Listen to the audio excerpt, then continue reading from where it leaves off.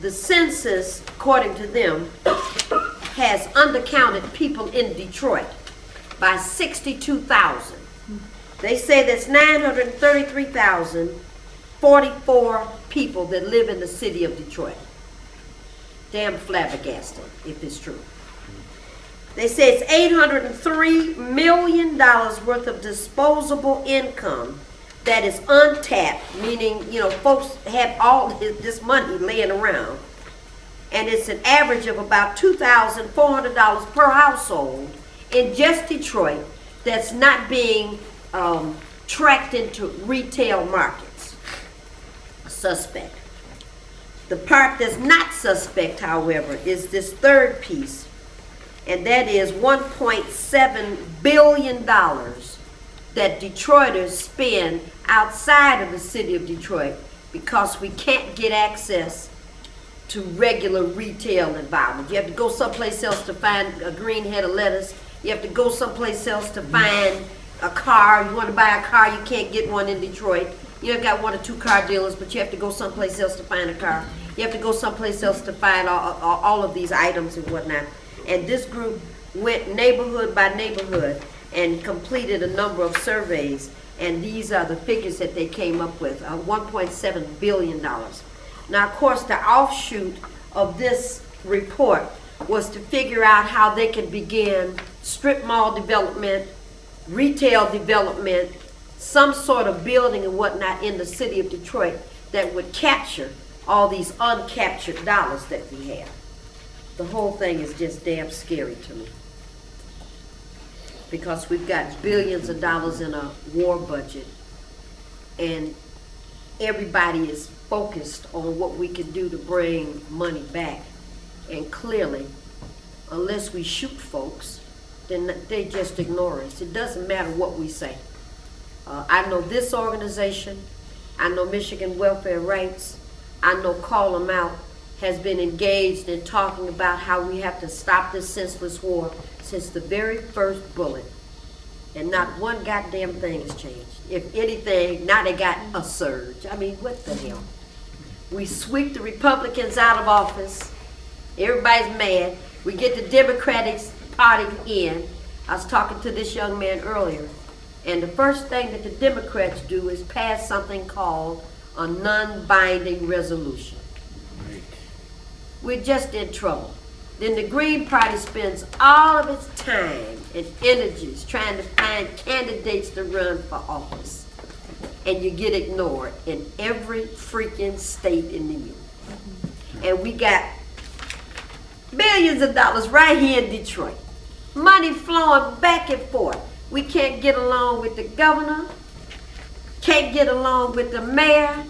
Every city council person needs to be a candidate for capital punishment. We have no control over anything except our ability to coalesce on issues that mean something to our communities.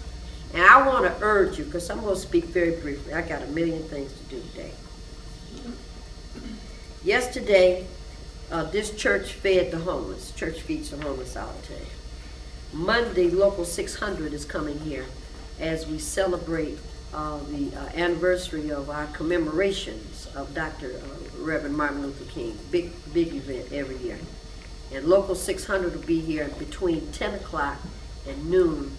We're going to have about 700 or 800 homeless and hungry people come here and get fed. It's a big deal, because Local 600 brings roast beef, chicken, you know. I show up with my carry-out containers because the food is off the hook. So we'll all be here. But at the end of the day, and Fred knows because we hear all the time, you just have a feeling of sadness in your heart when you're just sick of this. You know, people that can't eat, and they're showing up with pants that are too short. You know, I've got on my gym shoes because I work around here all the time, but there are people that are wearing gym shoes out here in the snow today. And you're just sick of it. No lights, no gas, 45,000 people without water, 70,000 without homes. And we keep fighting different battles, and we keep fighting the battles alone. The Green Party's over there, Welfare Rights is over here, Call 'em Out is down on this street. We ain't got enough troops where we can divide. We just don't have enough troops where we can be it's just not, we don't have enough strength and troops where we can continue to fight all these different battles and different things. We just can't do it. We just can't do it.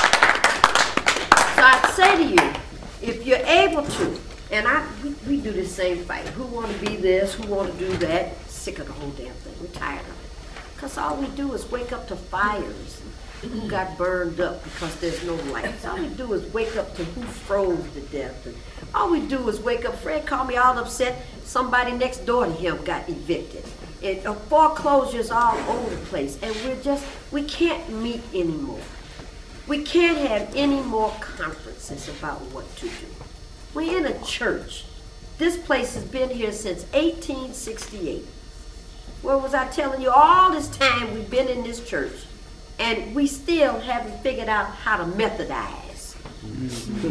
It's 100 years we've been here, and we're still serving homes, trying to fight individual battles. How can we feed this person? How can we provide some limited health care for this segment?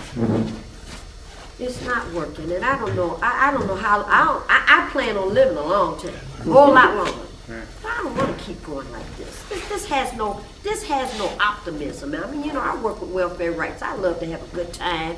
Occasionally drink an expensive glass of wine that somebody else buys. I enjoy those kinds of things, but I'm having less and less success in getting to that kind of momentum because there's so much misery out here.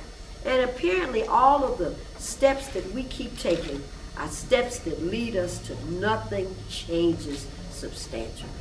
So I would ask you, as you organize and get to the end of the day, how you want to structure your energies and whatnot, you know, keep in mind that if we could come to an agreement on one or two things, we're going to fight on survival.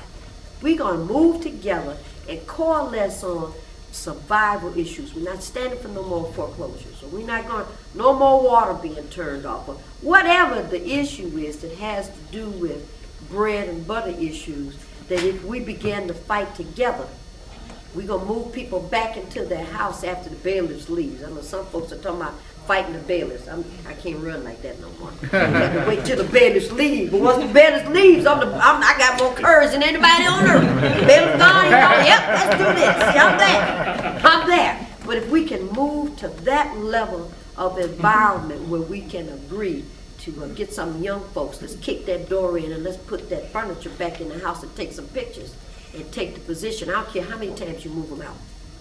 We're going to move them in every time, you know, just like they told the Queen. Every time she was running from getting blown up. You have to continuously be lucky. And I already told her, you have to keep being lucky. All we got to do is be lucky one time. Thought that was a hell of a comment. I'm going to leave you with that. We just got to be lucky once. Some kind of way, the Greens and the welfare rights, and to call them out, forget that NAACP, they're not never coming to do anything. But we have to figure out how we can substantiate our place on this earth, and so that we can have a book that says, oh, you did all these things? I like you, come on with me. Continue to have a good meeting. I'm getting ready to leave you. It's the Methodist Church. I already told Lou, as soon as I leave, you all in big trouble. You have to lock up everything up in this place, otherwise they're going to throw you all out. So have a good meeting. Thank you for letting me take it.